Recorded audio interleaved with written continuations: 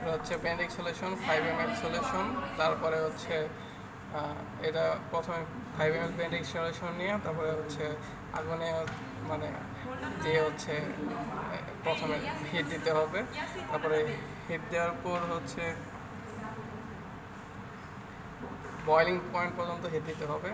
যদি হিট দেওয়ার সময় যদি দেখি আমরা এই রঙটা চেঞ্জ হয়ে গেছে তাহলে হচ্ছে এই এটা এই সাপ্লাই স্যাম্পলের ঝামেলা আছে। আর যদি রং চেঞ্জ না হয় তাহলে এটা কোনো সমস্যা নেই, ঠিক আছে।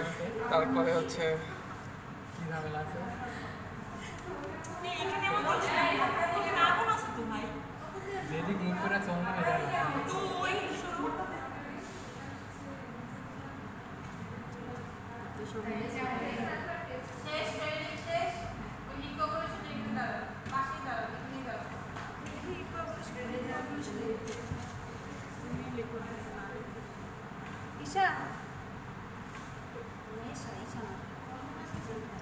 যাই হোক আমি ওকে ভালোবেসে নামই রাখবো, বুঝছো।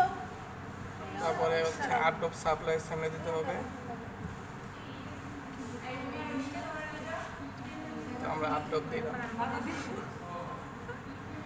এরপরে আবার হচ্ছে মিক্স করতে হবে, হিট দিতে হবে।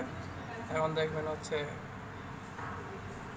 কালার চেঞ্জ হয়ে গেছে, তার মানে হচ্ছে reducing substance presence in the supply sample. এবং এটা একটু কিছুক্ষণ রেখে দিলে brick colour, red brick colour হবে। আবার মাঝে মাঝে মাঝে মধ্যে হচ্ছে ইয়েলো হতে পারে, গ্রিনও হতে পারে। Thank you so much.